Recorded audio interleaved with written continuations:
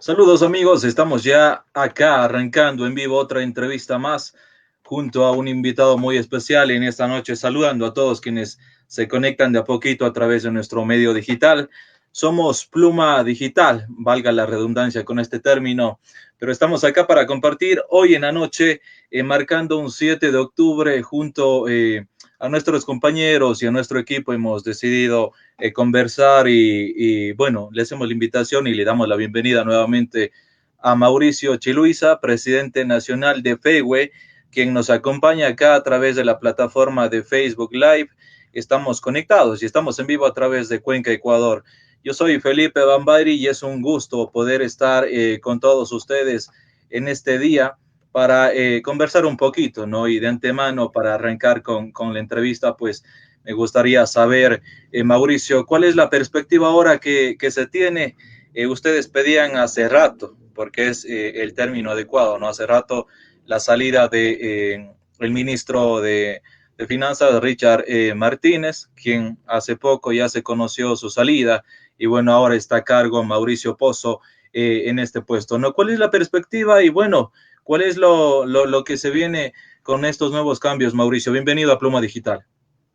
Bueno, primeramente, muy buenas noches con toda la audiencia, las personas que se van conectando a este Facebook Live. Agradecer por el espacio que nos está dando Pluma Digital para expresar nuestras opiniones, nuestra postura como gremio estudiantil. Efectivamente, la salida de Richard Martínez después de 2 años y 8 meses, casi 2 años y 4 meses al estar al frente del Ministerio de Finanzas, significa sí una victoria parcial, fruto de la presión que ha realizado el movimiento estudiantil, los distintos sectores sociales que hemos exigido la salida inmediata de Martínez, porque Martínez ha sido responsable de la crisis económica, ha sido responsable de pagar la deuda externa en medio de una emergencia sanitaria, perjudicando así a cientos de familias. Además, ha sido el impulsor y uno de los mentalizadores conjuntamente con el Fondo Monetario Internacional de la aplicación de la Ley de Apoyo Humanitario y la Ley de Ordenamiento de las Finanzas Públicas.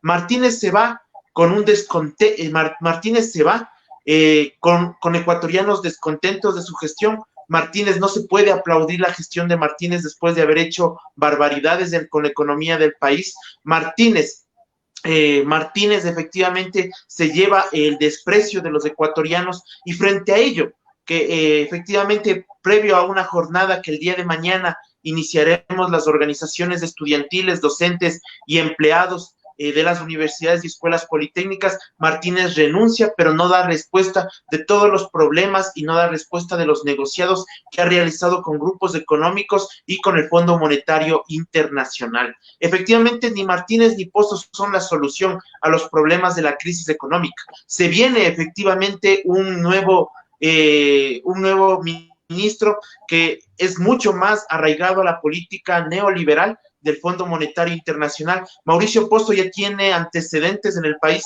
fue exministro del gobierno de Lucio Gutiérrez, que fue acusado, que fue destituido por corrupción, por nepotismo, pero efectivamente en ese momento, cuando él era ministro de Finanzas, firmó ya cartas de intención con el Fondo Monetario Internacional para reducir presupuesto para las universidades, reducir efectivamente presupuesto para la salud e intentar privatizar el Instituto Ecuatoriano de Seguridad Social, que es de propiedad de los afiliados y no del gobierno.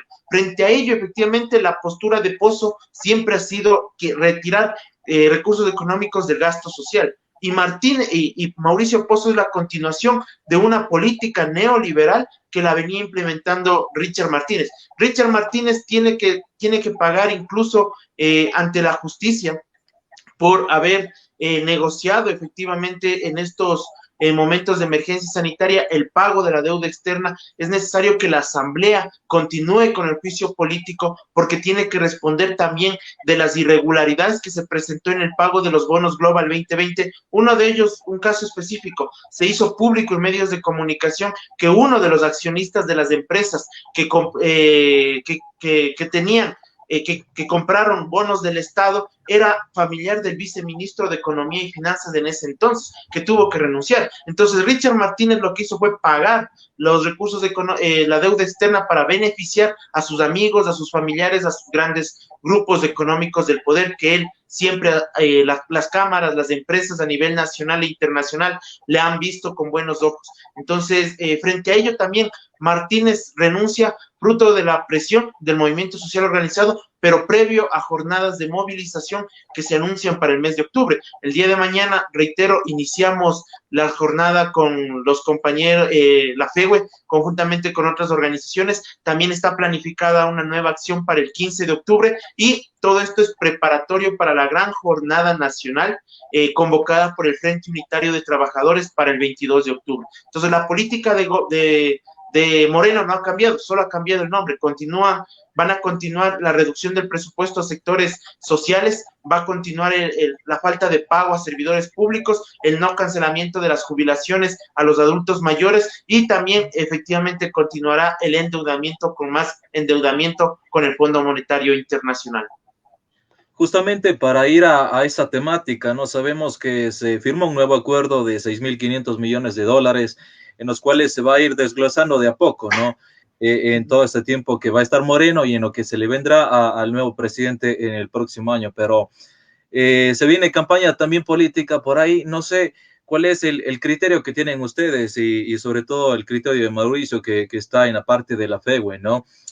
Sobre este nuevo acuerdo, contrato, llamémoslo, de más dinero, de más millones. No se sabe y se habla mucho la gente. ¿Este dinero irá para los ecuatorianos o irá para la bolsa de los políticos y todos los que están en la cabecilla de la parte de Moreno, ¿no? Entonces, ¿cuál es el criterio que se tiene por ahí?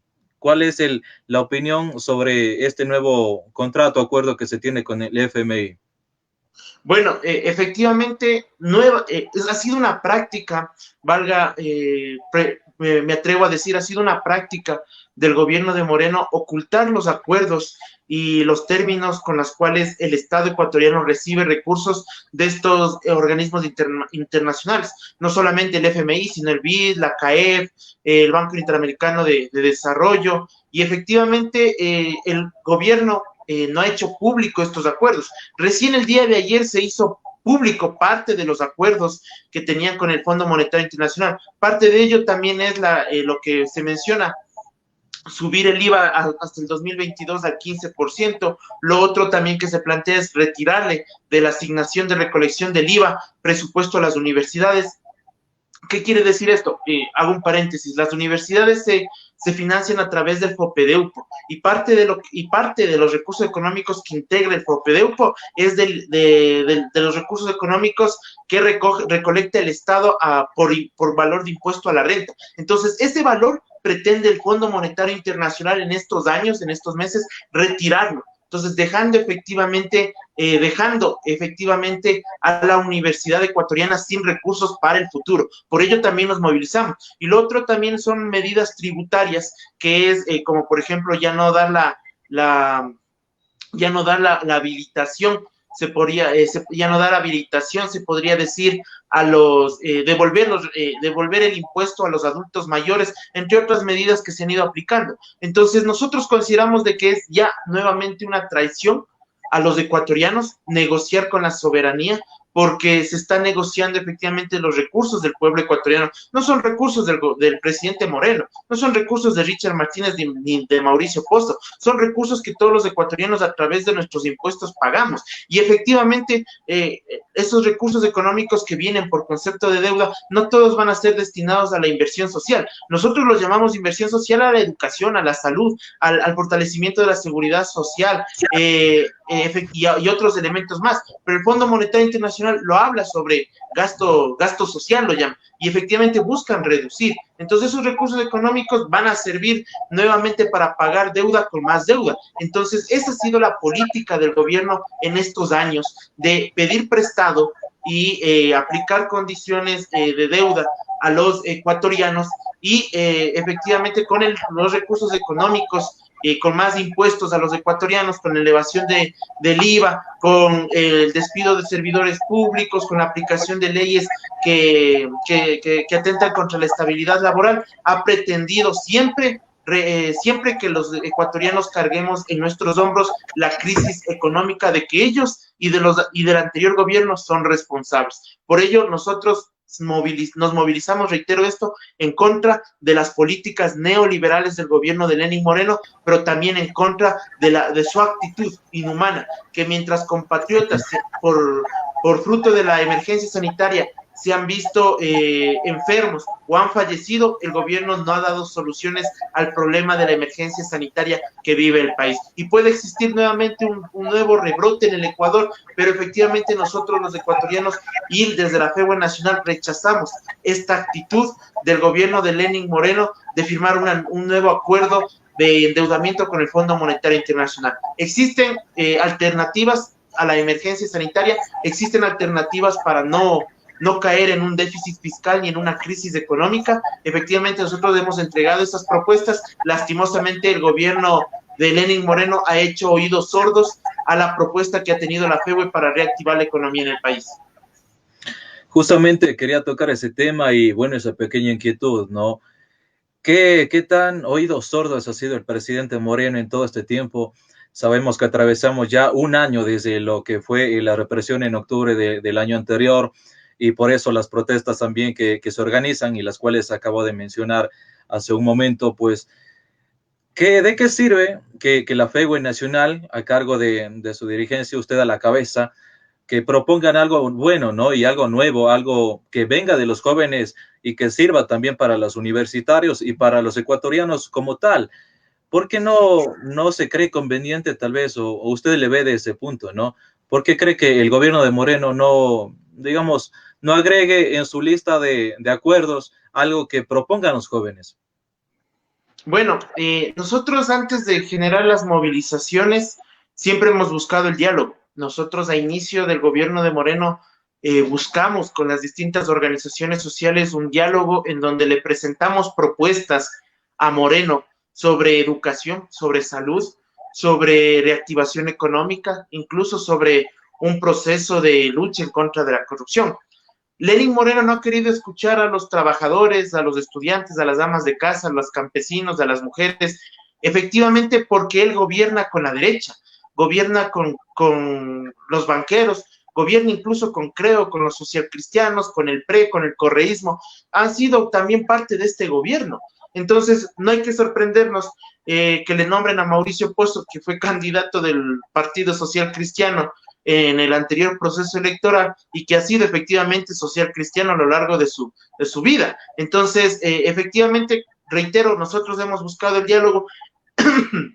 Perdón, quien no ha querido dialogar con los estudiantes universitarios ha sido el gobierno.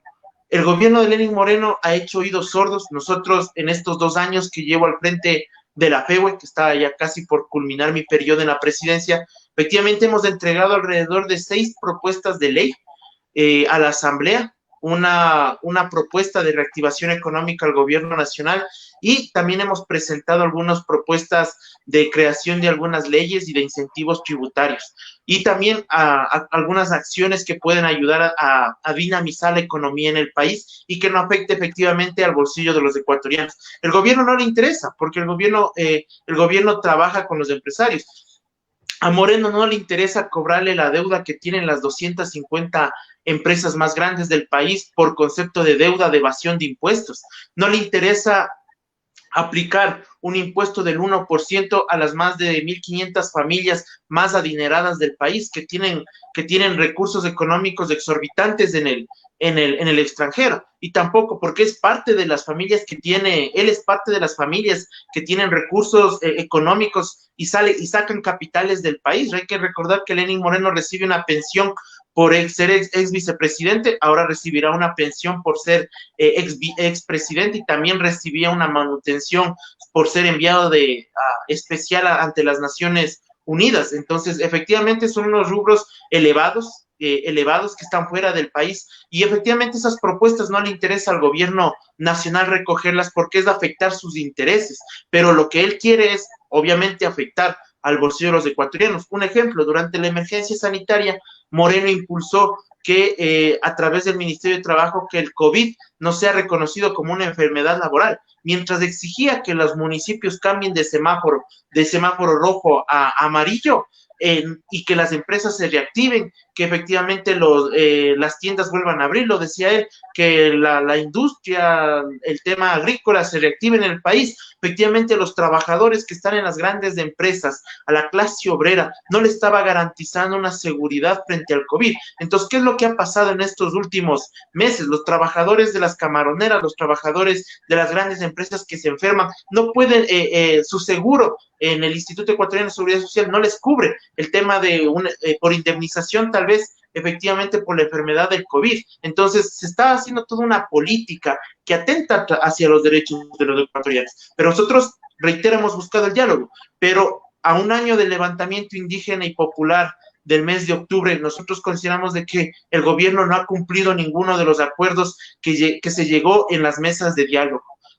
Ha continuado con su política de endeudamiento, ha continuado con su política de reducir presupuestos a sectores estratégicos, y por ello es que nosotros consideramos que en este momento, donde se ven más afectados los derechos de los trabajadores y del pueblo de Ecuador, es necesario seguir en las calles y en las calles hacer retroceder al gobierno de Moreno frente a estos atentados a los ecuatorianos.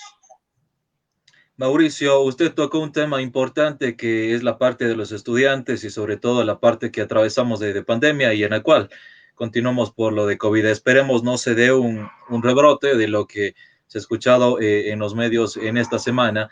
Sin embargo, hay un tema puntual que también me gustaría conversar con usted, y es el hecho del ingreso de los nuevos estudiantes, nuevos aspirantes a lo que será la parte educativa. Estamos ya en octubre, arrancamos acá en la parte de la SUE, más o menos me parece el 15 de octubre, los nuevos estudiantes y los que todavía continúan en sus estudios. ¿Cómo está la situación? ¿Cómo lo ve la FEWE desde ese punto? ¿Han tenido quejas ustedes a cargo del resto de organizaciones que hay a nivel nacional acá? Porque sabemos que cientos de estudiantes no van a poder ingresar, sabemos que se dio un examen de admisión en el cual hubieron muchas falencias, mucho sesgo, y se va a volver a repetir para los que por algunas razones no pudieron dar este examen. Entonces, ¿cómo está apoyando la FEWE en este sentido a los estudiantes?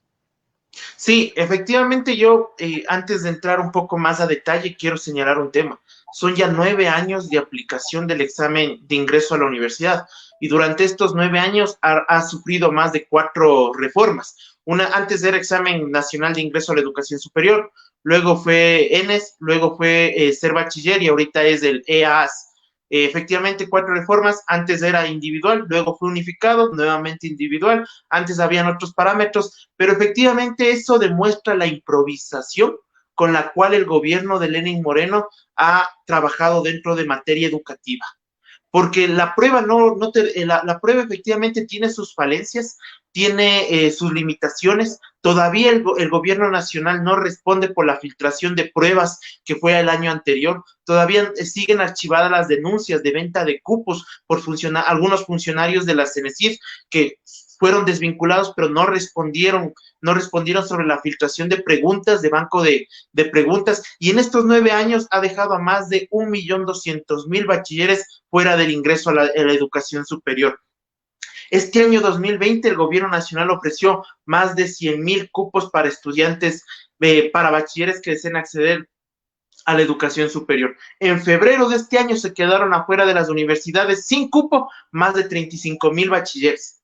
Y hoy, después de la pandemia, cuando muchos compañeros de estudiantes no tenían recursos económicos para poder acceder a dar la prueba a través de en línea, se quedaron aproximadamente 19.000 compañeros de estudiantes que no pudieron dar la prueba, y que obviamente se sumarán a los estudiantes que no alcancen un cupo, porque ya viene la postulación de la nota en estos próximos días, ya van a ser públicas las notas y vendrá el proceso de postulación. Pero de los inscritos, efectivamente, 19.000 compañeros a nivel nacional no pudieron rendir esta prueba. Aplicar una prueba estandarizada a nivel nacional, con todas las desigualdades sociales, económicas que existen en un país multicultural, pluricultural incluso, donde, por ejemplo, yo hago un ejemplo, no podemos aplicar una prueba estandarizada de conocimientos en un país con desigualdades como las tiene el Ecuador. Un claro ejemplo es la educación que reciben nuestros compañeros del colegio Benigno Malo de la ciudad de Cuenca, no es la misma que van a recibir nuestros compañeros estudiantes del Colegio Nacional Pastaza, valga la redundancia, de la provincia de Pastaza en la Amazonía del país. Entonces, muchos compañeros efectivamente no lograrán ingresar a la universidad de este año y se encuentra un filtro. El problema ya no es la prueba, sino es también la falta de espacio que existe dentro de las universidades. Yo quiero señalar un elemento en concreto. La población estudiantil obviamente ha crecido a nivel de las universidades, pero las universidades no han crecido de manera en su infraestructura. Entonces necesitamos una prueba que no sea punitiva, que no sea elitista, que no te restringe el ingreso a la universidad, sino necesitamos una prueba que sea de diagnóstico, que te permita primero identificar cuáles son las falencias del sistema educativo. Yo quiero ya cerrar la idea con este elemento. Un ejemplo. Los estudiantes que quieren seguir arquitectura en la universidad no reciben en el colegio dibujo técnico. Las materias de informática se eliminaron y en este momento son importantes porque todo fue por medio de la virtualidad. Entonces, el bachillerato general unificado no te está preparando para el ingreso a la universidad, ni mucho menos te está preparando para la vida laboral, que era uno de los objetivos. Pero más allá de eso, existe efectivamente discriminación en el acceso a las pruebas y en esta ocasión, que fue de manera virtual, muchos compañeros no tenían una computadora para rendir su examen, pésima conexión a internet y efectivamente lo único que hizo Agustín Albán, secretario de la CENESID, fue una cosa: poner un software que evite el plagio, y con eso supuestamente iba a resolver el problema del ingreso a la universidad y filtración de pruebas. Agustín Albán, secretario de la CENESID, es el principal responsable de que jóvenes no logren ingresar a la universidad y es cómplice de la reducción presupuestaria. Esta reducción de 98 millones de dólares obviamente afecta a la oferta académica que las universidades ofrecen para los nuevos estudiantes. Estamos con Mauricio Chiluiza, presidente nacional de FEGUE a través de Pluma Digital, tocando también un tema que va de la mano. Me gustaría hacerle la pregunta personal, ¿no?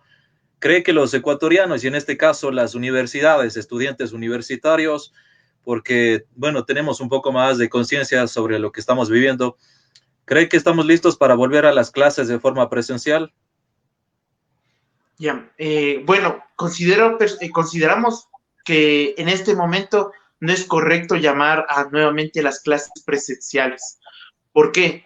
Un ejemplo, muchas universidades del país, su infraestructura no alcanza para todos los estudiantes. Por ello es que muchas veces hay carreras o semestres que tienen un paralelo en la mañana, un paralelo en la tarde, un paralelo en la noche. Y efectivamente, ¿cómo se va a hacer el proceso de control de temperatura, control de mascarillas, área de desinfección digo un ejemplo, a 45,000 estudiantes que tiene aproximadamente la Universidad de Cuenca? Entonces tiene que recibir un control para poder evitar plagio. Además, dentro de las aulas universitarias y en varias carreras existe hacinamiento de estudiantes. Se recomienda que exista un distanciamiento de 2 metros. Eso significaría de que en las aulas universitarias tendrían que estar 20 estudiantes y no los 60 y 70 o 70 estudiantes que muchas veces en varias universidades están en las aulas. Entonces, el distanciamiento social dentro de la universidad es complicado. Las universidades privadas tienen esas condiciones porque efectivamente tienen recursos económicos de lucrar de los estudiantes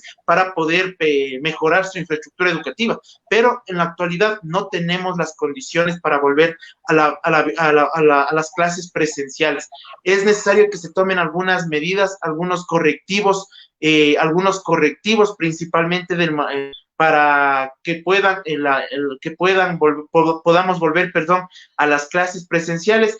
Nosotros insistimos en la virtualidad, pero que esa virtualidad no sea discriminatoria, como lo decía, la falencia de internet. Muchos estudiantes, por no tener internet o no tener una computadora o un buen celular para conectarse, han tenido que anular su matrícula, desertar del sistema de educación superior, y que muchas veces por la situación económica no volverán a estudiar. Pero frente a ello, nosotros hemos presentado una propuesta, estamos próximos, a presentar una propuesta al Consejo de Educación Superior para que se tome un plan piloto de retorno a clases solo para los estudiantes de las áreas de la salud. Los estudiantes de las áreas de la salud obligatoriamente no pueden estar en la virtualidad, necesitan efectivamente tener laboratorios, tener el tema práctico, efectivamente donde más ven el tema práctico es desde segundo o tercer semestre, pero efectivamente las materias que sean prácticas más necesarias e indispensables, estamos planteando de que este semestre puedan hacerlo presencial de manera progresiva en algunas universidades, pero para el resto de carreras, lo que planteamos es mantenernos en la virtualidad, pero hemos planteado de que el gobierno nacional resuelva los problemas de conectividad y de acceso a la tecnología a nuestros compañeros universitarios. Perfecto. Mauricio, en la parte final, hagamos la invitación también y coméntele nuevamente a la ciudadanía y sobre todo a los estudiantes que están ahí. La parte que se viene el día de mañana, convocaron ya a una movilización el día de mañana, también la próxima semana y la fecha que se tiene la organización más grande, por favor. Sí, hacerles la cordial invitación a todos los compañeros que nos ven de todo el país, lo aseguro, efectivamente el día de mañana a partir de las 10 horas estaremos en la Plaza Indoamérica de la Universidad Central del Ecuador, donde partirá una acción, un plantón y posterior a ello también realizaremos una movilización efectivamente en defensa de la educación y en contra de las medidas económicas que ha planteado el gobierno de Lenín Moreno. Por ello, les extendemos la cordial invitación a los compañeros que no puedan acompañarnos, les insistimos, les pedimos de que puedan expresar su voz a través de imágenes, a través de hashtag, a través de redes sociales, con canciones, con carteles, en defensa de la educación, en defensa de la vida y en contra de las medidas económicas del gobierno de Moreno. Y también el 15 de octubre estaremos a los exteriores de la Corte Constitucional reclamando frente a los fallos que ha existido ante las demandas de inconstitucionalidad, de reducción del presupuesto, estabilidad laboral y también aplicación de la mal llamada Ley de Apoyo Humanitario y Ordenamiento de las Finanzas Públicas. Y el 22 de octubre en todas las provincias del país organizarnos en esta jornada de movilización que ha convocado el Frente Unitario de Trabajadores y el Frente Popular. Invitarles a todos con todas las medidas de bioseguridad, con el distanciamiento social y efectivamente solo con la unidad del pueblo la vida vencerá. Muchas gracias. Estamos con Mauricio Chiluisa en esta entrevista a través de nuestro medio Pluma Digital. Le agradecemos, Mauricio, por esta versión y bueno, por comentar muchas cosas que han sido de interés en esta noche. Será hasta la próxima ocasión. Le agradecemos nuevamente y le deseamos suerte también. Mañana invitación, movilización y también el día 22. Recuerda, somos Pluma Digital. Yo soy Felipe Bambari y estaremos en una próxima entrega a través de nuestro medio.